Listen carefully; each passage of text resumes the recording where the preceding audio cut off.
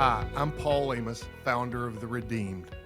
The Redeemed is a community of men who've come together to discuss life's triumphs, life's difficulties, and to bond together. Today we have a very special guest, Ian Cron, who is joining us from Nashville on his way to moving to Mexico.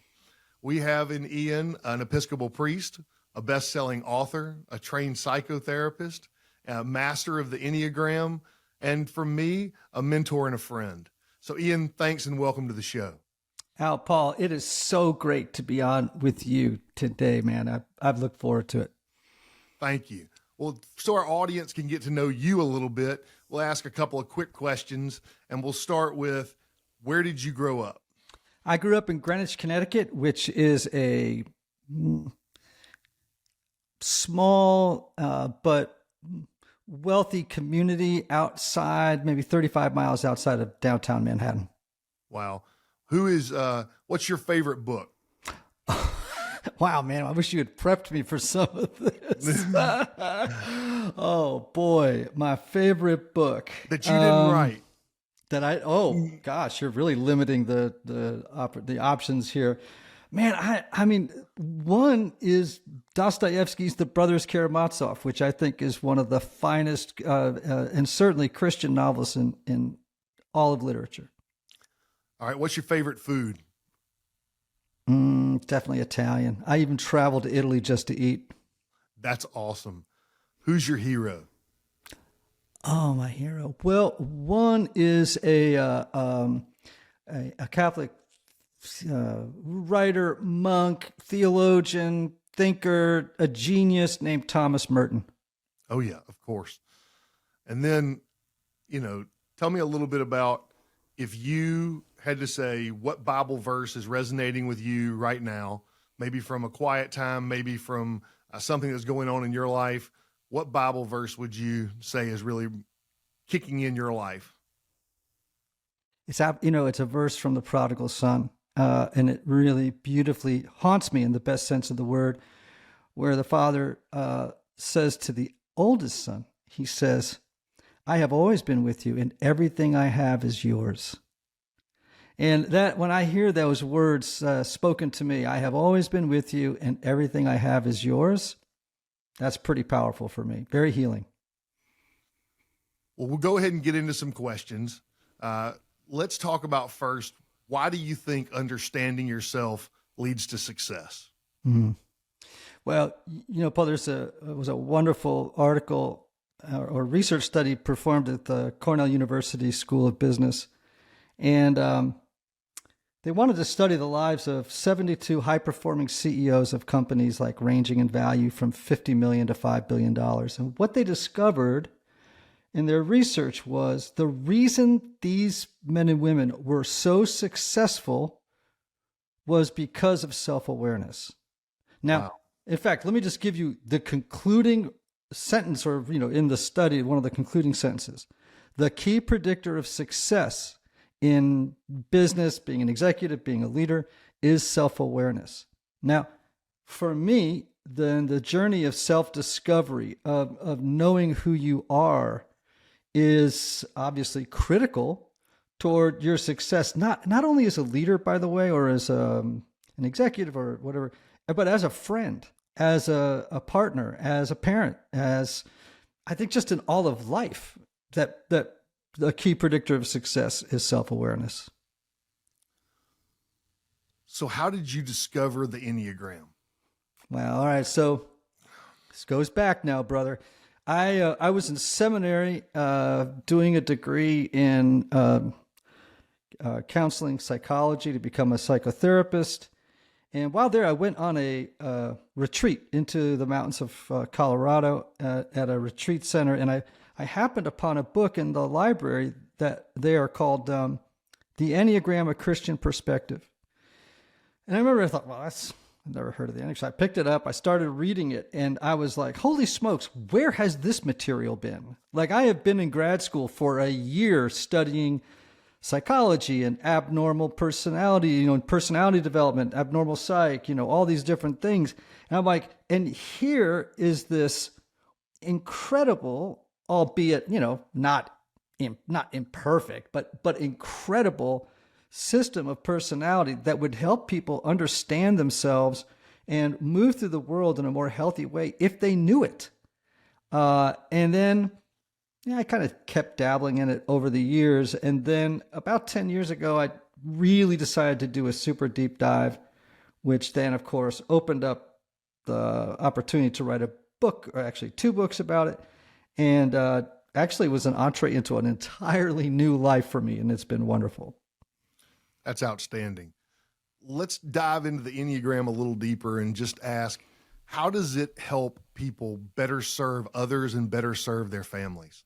All right. So let's just, for those people who don't know what it is, and there may be some, let me just tell folks what it is. That's great. Enneagram is an ancient personality typing system that teaches there are 9 basic personality types in the world, one of which we gravitate toward and adopt in childhood as a way to cope, to feel safe, and to navigate the new world of relationships.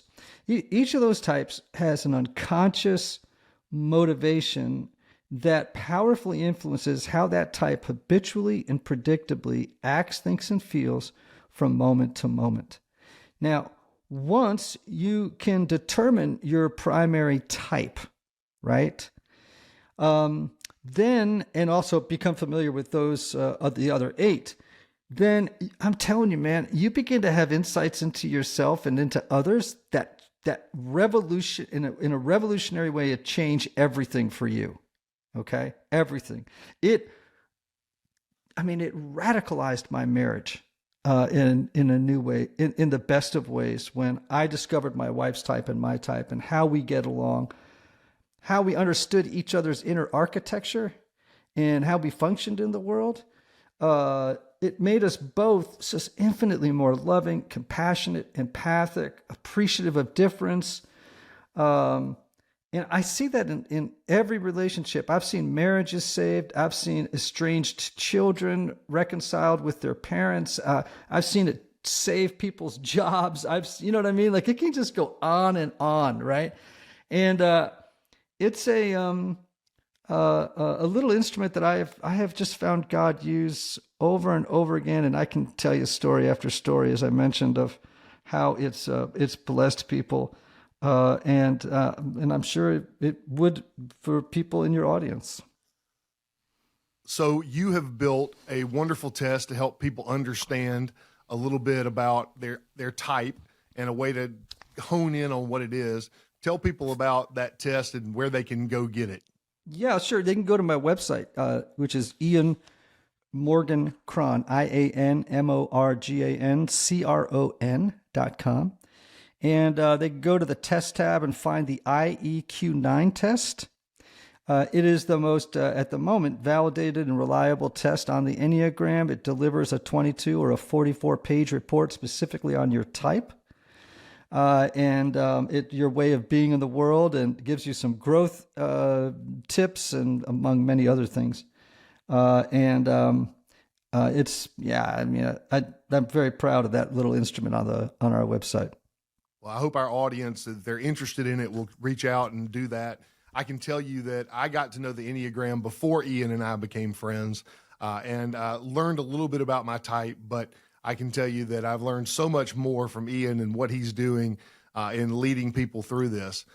I think about these Enneagram types, and at first, I was a person who didn't want to be categorized into one of 9 different categories. I just wanted to be unique and special, and just like God made me, a little bit like a snowflake.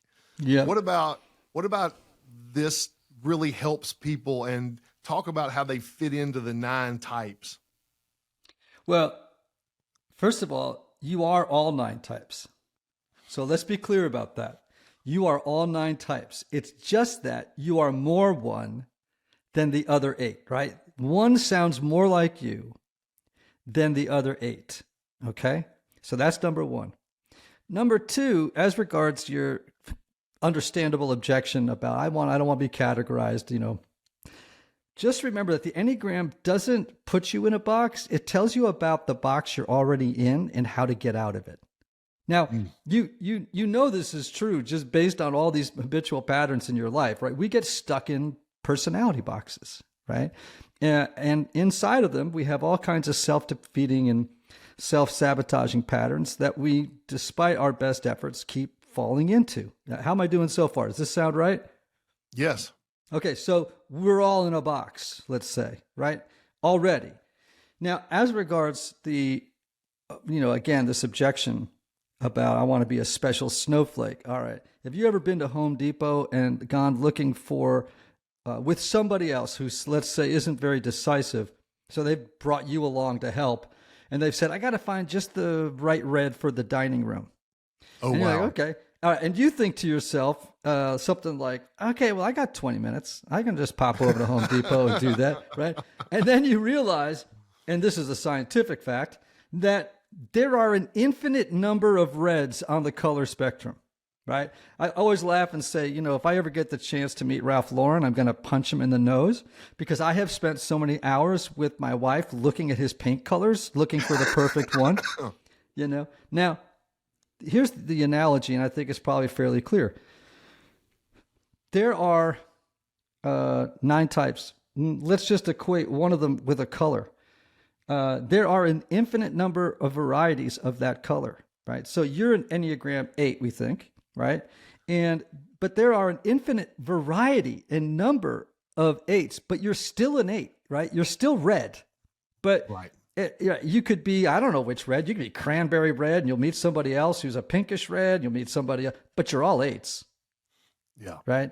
So again, it doesn't say that you're not unique. It just says that you fall within a particular spectrum of personality, and how it shows up will be different for you than another 8, but you're still 8s.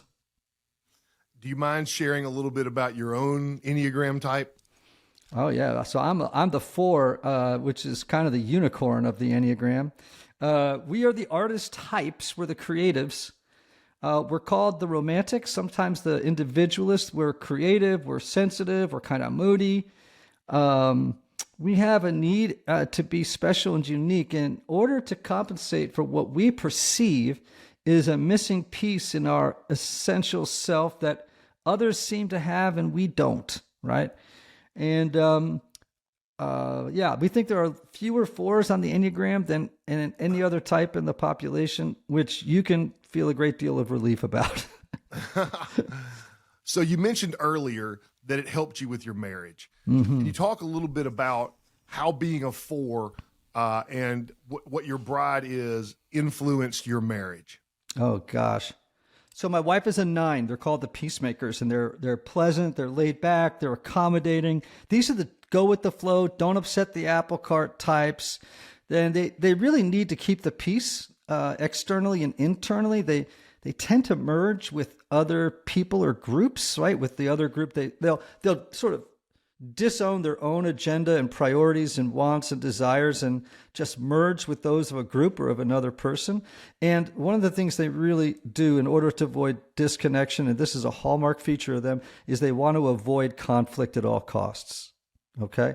Now, I'm a 4, man, and I'm pretty complicated as an artist. And my wife has been awesome with me because 9s are really pretty steady people. They're just easygoing, and we as 4s can be pretty mercurial, right? Our moods can kind of swing around and stuff. But now this was particularly true when I was a younger man without a lot of self-awareness, right? But I sometimes would see my wife as being too passive and not engaged enough. I want to have deep emotional connection. That's something that she would say, and when she, years ago, that she struggled to kind of do in our relationship. I took that personally. I think she felt constantly criticized by me, which 4s can do to other people.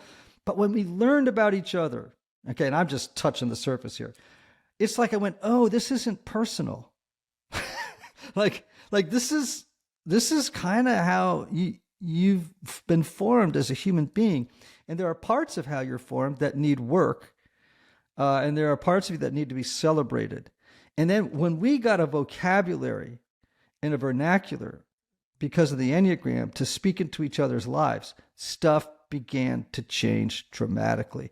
And I mean, we've had more fun getting to know each other over and over again in our lives I don't know. The Enneagram has made my marriage a great adventure. That's awesome. I appreciate your candor there about how difficult it was. And I also appreciate hearing you solve some of the problems by being able to understand your type and her type. A 4 and a 9, definitely a unique combination, and I'm sure that it makes for some wonderful conversation. Oh, yeah. So let's talk about the Enneagram and leadership. For so many of our listeners, they are active people at work or managing people. And so talk a little bit about how this could influence their job as leaders, or how it can be influence the leader that they are being led by. Yeah. Well, Paul, as you know, a very big portion of my business is consulting and teaching workshops in major corporations, like Discovery Channel or Google, and among others. And one of the things that I teach, obviously, is the intersection of self-awareness, the Enneagram, and leadership. One of the things I tell leaders all the time is that one of the most egregious mistakes they can make in their leadership is to presume that their way of seeing the world is normal. And the reason I say that is because if they do, every time they meet someone who sees the world through a different lens, they will feel justified in judging them as abnormal. And the fact of the matter is, if the Enneagram is right, and I think if just life teaches us anything, it is that there are 9 different normals, at least 9 different lenses through which human beings see the world. If you don't appreciate that as you manage or supervise people, you are not going to take advantage of the diverse ways that people see the world. You will sometimes judge others as being a little kooky because they just don't see things the way that you do. You will not let others challenge you and the way that you see the world and offer you other alternatives. I mean, the list goes on and on, right? It's just terribly important that you understand the unique gift that each of the people you work with brings to the table, right?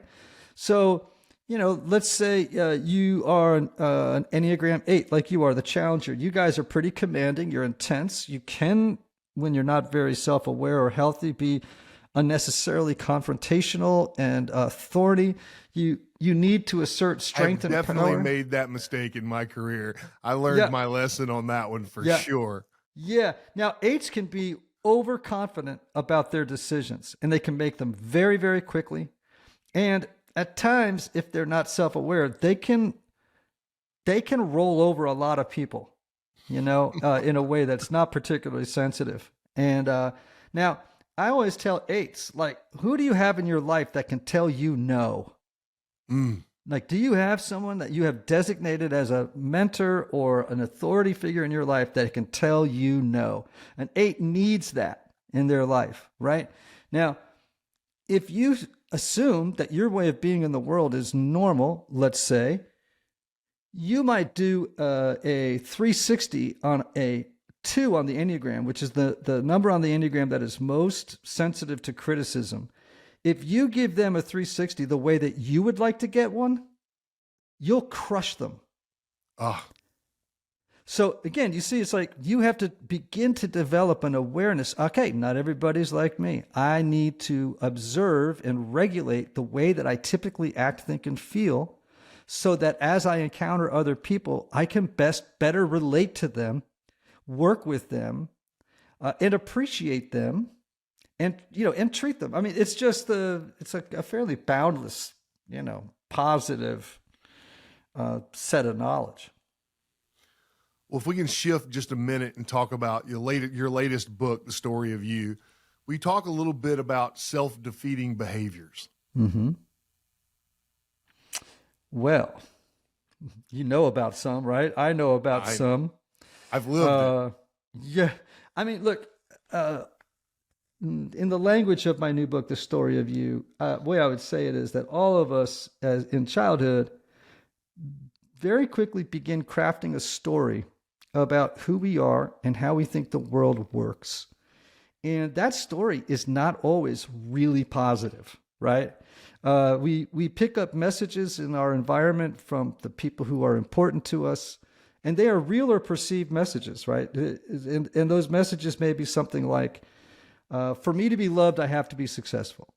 I have to achieve. Or if they may be a message like, I'm not a person whose presence matters very much, so I might as well just go with the flow. There's that 9 again. That 9 is sort of story. Or I'm missing something and I need to compensate for it. These are stories we tell ourselves. Yeah. And we unconsciously drag them into adulthood where they continue to govern our lives from the shadows. And so what we have to do is exhume those broken stories, and I'll go so far as to say false or lying beliefs, so that they no longer trip us up. And, because we continue to make the same mistakes over and over again, and we scratch our heads and we think, why can't I stop? Part of the reason is, not the whole of it, but a large part of it is we're stuck inside a broken story that needs to be exposed and let go of. If you're self-aware enough to know you have that broken story, how do you talk to people about the best approach to tackling that issue of their past? Well, I use an acronym in the book. It's SOAR, and it begins with, look, see the story. You got to see it. And what that takes is a little bit of reflection, and the book helps us do that using the enneagram, which is, okay, let me find the story that I've been stuck in. What's the theme? What's the underlying premise of it? What's the belief that continues to fuel it? So, we got to see it first. Then we got to own it. And that's a process of saying, okay, what does this story cost me? What has my living this story cost others, right, in relationships? Now, this isn't a beat yourself up step. It's more of an inventory. You think about, like, when you go a grocery store owner, like, periodically they have to go into the fruit and vegetable stand, right? And like decide, okay, I got some rotten tomatoes, throw them out. I got some bad bananas, throw them out. They don't beat themselves up because they got bad tomatoes. Tomatoes go bad. There's nothing you can do about it, right? And so we just go through with it's sort of a emotionally disinterested kind of approach. And we just, take a look at what this story or stories, group of negative stories are. And we begin to say, okay, I got to own what they've done. These are rotten, right? Now, then we got to get aware, right? And that's the A of SOAR, or better yet, awake, okay? And so awake meaning awake to when the stories begin to launch and take hold of our lives again, right? And I do this all the time, man. And I give examples in the book where I'm like, here's an example of when I fell back into the sort of trance of my old story. You know about that trance where you're like, you've like sort of fallen back into this hypnotized kind of state, because those old stories are powerful and we just sort of fall back into them without knowing we've done it, right?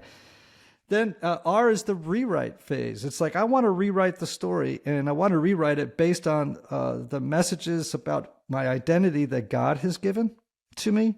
And I want to live those new stories. And but I want to be intentional about writing what that story is. And embracing new beliefs, true beliefs about who I am and about how the world works, so that I can be a wise and loving presence to those around me. Ian, we've had the opportunity to spend a few weekends together, and I had the opportunity to do just that, to rewrite my story. And one of the assignments that you gave us as a group was to go and rewrite it and talk about the difference in our story. And it was truly powerful for me, because I realized that in my current form, I was living in shame. I was living in a place that shame cycle went and could, in many cases, control me. And the freedom that I got from rewriting my story was something that I truly think empowered me to move past it. I think that there are people who live in the ruins. They live in their past and they're searching to move forward. what would you tell someone about, the power of that rewriting and how it can thrust them forward beyond the crippling effects of their past? Hmm. Well, I guess one of the things I would say is, at the risk of being overly self-promotional, go get my dang book and go through that SOAR process, right? Yeah, absolutely. Like we actually need. So these are hard journeys to take, and we need people to who can help us take the next step. And I've been blessed by many other authors in my life that have helped me do that, and I hope that this book would do the same for at least a handful of folks. Paul, I just think that we reach a moment in our lives where we're sick and tired of being sick and tired. And when we hit that point, usually I ask people, is it possible that you're living in the wrong story? When people come to me and they say that, then I know that they've been given what we call the gift of desperation, where it's like, okay, I am ready now. I mean, for folks in 12-step recovery, we say that step 2 is we came to believe that a power greater than ourselves could restore us to sanity. When we finally become convinced that we're nuts and that all of our efforts to change ourselves under our own power have failed us, that we need a new story. And by the way, the only person who can actually give us that story is God. Now, in cooperation with us. I mean, it's a co-creating undertaking. It's a co-creation. And then everything can begin to change, that's been my experience. And I got to say, Paul, because we've gotten to know each other pretty well, we've spent 3 weekends together. Gosh, yes. That's been amazing. And, I have seen in you the fruits of a new story. And you and I were talking about this last night, where it is not only like it's observable. Like, if you are observably different, like you don't just act differently, you radiate something different. Well, thank you. And I think part of that is the ongoing, of course, and we all wrestle with this, all of us, but the way that you have wrestled with shame and experienced freedom from it. And that's a new story, man. That's a brand new tale. And like me, you'll periodically have moments when you dip back into that old story. But because you've developed some skills, you can be aware and wake up to when it's happened and choose a different story for yourself, the one that you've written. For so long, my story was that I was living 2 lives. I had the external mask that I was spending all of my energy trying to uphold this image that was a false image. And at the same time, on the inside, I was becoming this exhausted person who really was not in touch with myself because I was so busy keeping up with what I wanted others to see that I didn't have time to really self-reflect. It wasn't until I got into my 40s that I really began to understand myself. Our audience, I think, in many ways, is an audience who is focused on looking successful, focused on looking like a good family member, focused on looking like the right type of worker.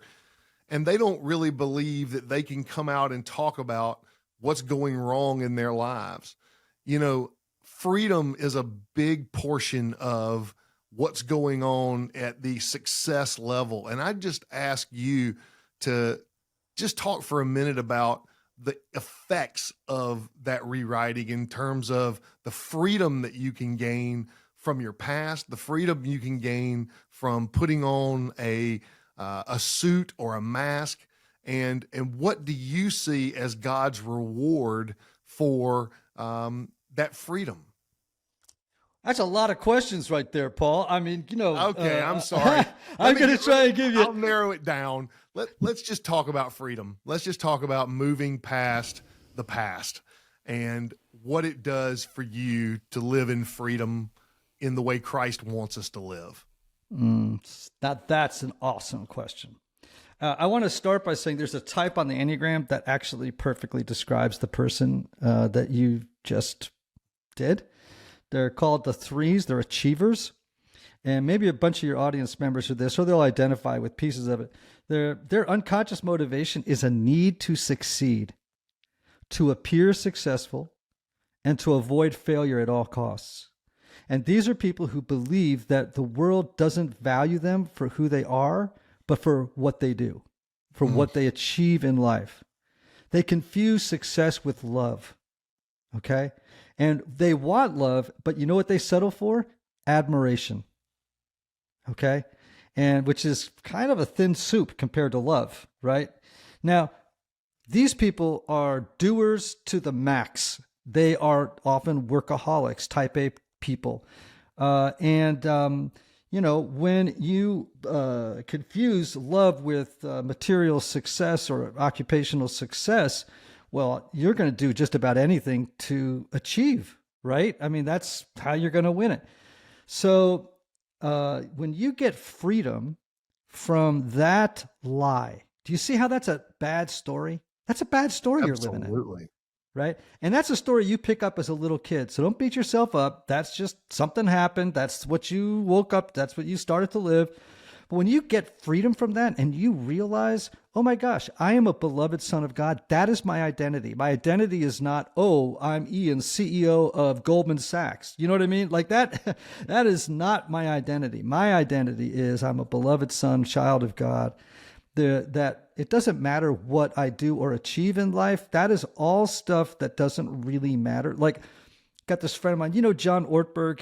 John is a great, so, you know, John is a friend, and he has this great story, but he has a great thing he says all the time. He goes, at the end of the game, all the pieces go back in the box. Interesting. What does that mean? All your money, all your achievements, all your titles, everything goes back in the box. You know what I mean? Yeah. So that is not a good place to place your identity. These are impermanent things. The permanent truth is that you are not what you do, but who you are in Christ. And that can take some time to get that freedom. But you see how the Enneagram can help you identify the broken story and direct you in a rewrite toward a truth that can be all about freedom. Like, let me get over the mask of the success, of having it all together, of being the guy. How do I, you know, it's like, how do I get rid of that? Oh, and by the way, and you do this beautifully, how do I not hide my failures anymore, but share them with other people that they might enjoy more success and avoid the same potholes I fell into? I mean, that's freedom, man. It's like you're no longer afraid. You know, you're living in this kind of unabashed, here I am. What you see is what you get. Let me help you succeed. And it's, yeah, that's a world of difference. You know, it's so interesting. I had very few deep male relationships in my life while I was trying to live a second life. Mm-hmm. But I will tell you that since I have been able to peel back and find freedom and start to know me, it has drastically changed my ability to have relationships and also the type of relationships that I want to have. I want deep conversation with men. Now, many people associate that with women who are focused more on relationships and less on sports and the weather and all that stuff. But the value that I've gained in having other people know me is truly something that has been special in my life. Mm-hmm. Well, all change, all transformation happens in the context of relationship. It is 100% of the time, right? We heal in social settings. So just go to a 12-step meeting for people recovering from drug or alcohol or from eating or sex or whatever it may be, right? Addictions. How does the healing take place? It is in the context of a community in which you can share the deepest truths about who you are, receive grace and compassion and understanding, and be given the courage to do the work of moving toward freedom, right? And look, you know, it's not just in 12-step rooms, it's in groups of men and communities where we begin to really share the truth of who we are with a commitment toward transformation, which is, in other words, giving God consent to do for us what we've not been able to do for ourselves, which is heal, right? Yeah. And so, dude, I'm with you. I'm in about 45 minutes from now, I'm going to be on a call with our mutual friend, Kurt Thompson, who's a great author, psychiatrist and stuff. And of course, we had a weekend-long conversation with Kurt at which he spoke about this idea of confessional communities with us, right? And, you and I are part of a confessional community together. And that, we both have come to value and love that meets regularly. And that community, we met last night. Think about in the middle of it, I'll tell you something. Mike sent me a text and it said, "Can you believe the change that has taken place in our lives since that first weekend we began to meet?" It's pretty extraordinary, the change in every person's life. How did it happen? We've been in a confessional community with each other in which we have shared the deepest parts of who we are, what we're struggling with. Men have listened to each other. They have not judged each other. They've received each other in their brokenness and given each other a vision of who they could become in Christ. And each of us has moved closer, maybe an inch, maybe a mile, toward that vision, and it is changing us. Well, you just totally articulated the message behind why I created The Redeemed. We wanted to give ultimately small groups an opportunity to come together. We have them both in person and online. And so I would encourage you as our listeners to think about what Ian's just said and really think about whether you're willing to take a step in coming into a small group, something that we're putting together. We'll start our next set of them beginning in September. And I'm super excited about that. Ian, I want to go back. I said a litany of different things that are all parts of your huge accomplishments. I missed songwriter, so we'll hit that in just 1 second, and great musical artist. But how did you end up down the path of becoming an Episcopal priest? It is something that is a true gift to other people. And I'm curious what led you or how the Lord led you to that calling. When I was a little kid, I grew up in the Roman Catholic Church. I went to Roman Catholic parochial school through like the 4th grade. And, the education was abysmal. However, the experience I had in church, and for those of you who grew up in a high liturgical tradition like Catholicism or the Episcopal Church, where there's meaning, we got smells and bells, right? We got candles, we got smoke, we got Eucharists, right? We got robes, we got the whole thing going on, right? For me, that experience on a regular basis, God, it was so the mystery of it, and there's a beauty to it that is pretty extraordinary, deeply moved me. And so when I became a man, I was really drawn, and you've seen me do this, Paul. You know how important communion, the experience of communion. In our tradition, we call it Eucharist, which just means Thanksgiving. It just doesn't mean hocus pocus. And how much that means, that bread and that wine, and we do it together. I was so drawn to that experience, and I wanted to learn Scripture. I wanted to learn theology. I wanted to learn. I had a tremendous interest in all these things. And I'll say this finally, I wanted to understand what redemption meant for people in their lives as they have suffered. I mean, that's just a truth about all of us. We all suffer. I was a person who was like, how do we find meaning in suffering in this? How do we find meaning and purpose in life? And being a priest and a psychotherapist as well, these were tools that I felt, or roles that I felt could help me in trying to answer those questions and to help other people answer those questions. And I felt that was my call. Okay, so you just teed up, and I didn't tell you this was coming, but in every one of our interviews, we always ask what redemption means to you. And so would you mind sharing just your personal thought on what redemption is? Well, a little bit of what we just spoke about, right? For me, redemption has to do with, if you will, buying back our past and its suffering and having it be transformed into something that is in service to the world and no longer a stumbling block for us. I grew up in a terrible, home, that. It's been written, I wrote about it in books. A father who died of drug addiction and alcoholism. My own struggle with chemical and process addictions and healing and recovery from that.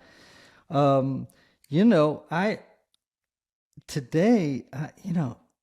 marvel at how God has taken my suffering and turned it into something new, has brought new life to a dead tree. Here's an amazing idea. How many years did I spend being my own worst critic instead of my own best friend? Wow. That's a powerful question. Yeah. And because of the process of redemption, and it's an ongoing process, I can tell you today, I am my own best friend. Like, I genuinely get up in the morning and I pretty much like myself. And it's not egotism. I think it's what God wants, right? Like, I think God's like, you should be able to enjoy yourself as much as I do. And yeah, I got problems and I make mistakes and I do all that stuff, but I expect those things, and I don't think they disqualify me from enjoying my own friendship. I can tell you that loving myself has been a tough journey for me. Mm-hmm. I've had to really dig deep. That shame that I went through for so many years, that Paul suit, as I call it, that I put on, the mask that I mentioned earlier, really it made it difficult for me to love myself. Mm-hmm. And only in recent years have I been able to do that. But I think it's outstanding that you not only love yourself, but you're your best friend. Yeah, and some days you wake up a little pissed off at your best friend, don't you? Yeah, for sure. Right? But they're still your best friend. You work it out, and then you move on. That's kind of what it's like, right? Some days I get a little disappointed in my friend, and I need to have a little conversation with them about what's not working in our relationship. And Paul, I'm 62 years old too, man. I've had to do some serious work in my own life. Therapy. I've been to treatment. I've done a lot of stuff in my life that required a tremendous amount of work, a lot of tears, and heartache, and a lot of joy, and a lot of highs. So, it comes with effort. And golly, this is a mystery I don't even want to probe right now, but yes, effort on our part, but the lion's share of the work is what God does. Yeah. Thank you for sharing a little bit, both in your writing as well as on the show today, about the fact that this is not a linear journey. Oh, no. This is not an onward and upward trajectory. And that just because you have been as successful as you've been doesn't mean that life has always been easy for you. Certainly it hasn't been for me either. And I admire the fact that you've put it out there and been willing to share with other people how the culmination of valleys and peaks leads to a different level of freedom and success. Mm-hmm. I don't even know if it's out yet, but I'm talking with Kurt today about his book, which is called The Deepest Place. And let me just find the subtitle, because it's a great subtitle. It's called The Deepest Place, Suffering in the Formation of Hope.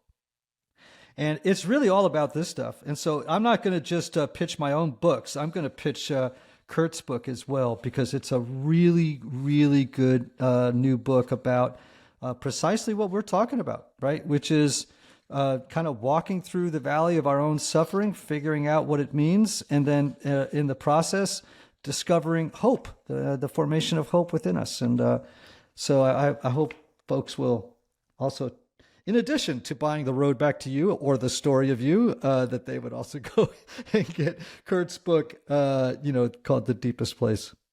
For our listeners, we're going to make sure that we have a link up to Ian's books. So please come to our website, take a look at that, and we'll make it easy for you to hit Amazon or your choice of any place that you can pick up those books. All right, so one last question before we close this thing out. Oh, boy, Paul, I lost you. Okay, how about now? Yeah, you're back. All right, so one last question before we close this out, and thank you so much for being willing to do this. But you are a beautiful singer and songwriter. And so tell me where that comes from and a little bit about the influence of music in your life, because I have been so overwhelmed when I listen to you and Michael Cusick and others talk about music. You know, it seems like the broadest spectrum of music I've ever heard. And I know it's had a profound influence on you and who you are. All right, I want to just tell everybody that you and I, who are part of this incredible confessional community of 9 men. We're on a weekend. We were just in Sundance, Utah, in this house that had a pretty good sound system, and everybody got to share a song that had been, really life-changing for them. And I loved it. You're right. Everybody, it was so diverse, right? It was crazy. Everybody's taste in music. Now, obviously, the thing about music is in the songwriters is that they say clearly those things that we feel vaguely, but don't have words to articulate. And that's much of the gift that songwriters bring us, right? And songwriting and literature and other things have played a gigantic role in my life from the time that I was a small boy. How and why, I don't know. There's no one else in my family that's musical. I mean, I'm the only one. I got grounded. You're going to laugh, but I got grounded once for, this is terrible. I don't know if I should share this with people, but it's in a book I wrote. So what the heck? I got basically arrested for drunken disorderly when I was 13, and my mother grounded me for a year. And little did she know that I would learn how to play the guitar and write songs during that year. Wow, what a great story. I know. And so, songwriting became a way for this artsy little kid to talk about his little complicated Enneagram 4 feelings. He didn't know he was a 4, but he was. And then, gosh, through strange circumstances, I ended up writing songs that gained attention, and then other artists played them. I got awards for them, and, it was kind of fun. Well, I've enjoyed listening to your music and listening to some of the beautiful lyrics that you've written. It's really been amazing. Ian, thank you so much for being willing to come on to the Redeemed Man podcast. It's been an honor to have you, and we're so thankful that you would spend this time with us. Man, this has been great. At any time I can spend with Paul Amos is time well spent, man. So thanks for having me on. In fact, let me just brag on you for a second. You can edit this out, but I'll be mad if you do. So here's the deal, folks. Like, I've spent good amount of concentrated time with Paul, and in settings where people are getting deep real. I mean, deep real. And you have a great curator and leader on this show and in this community, because I promise you, he is and has done the things that he is encouraging you to do. He's doing it not as somebody who is a self-appointed authority. He's doing it as someone who's inviting you to come along with him, which is a really great posture of humility. And I can just tell you, this is a deep, deep man, a man of great integrity. And I just have the most amount of admiration and respect for Paul. And so whatever he's doing, be a part of it. I am so honored to hear you say that. I feel, I don't even know how to take that in, but especially from somebody like you, who's a mentor that I look up to, and it just means the world, Ian. Okay, to our audience, I want to thank you so much for listening in. For the best information that you can receive, please go to our website, theredeem.com. Sign up for our newsletter. It gives you access to almost everything that we're doing, whether it be small groups, whether it be devotionals, whether it be large events that we're putting together. And we're just so thankful to each of you. Goodbye, good night, and God bless.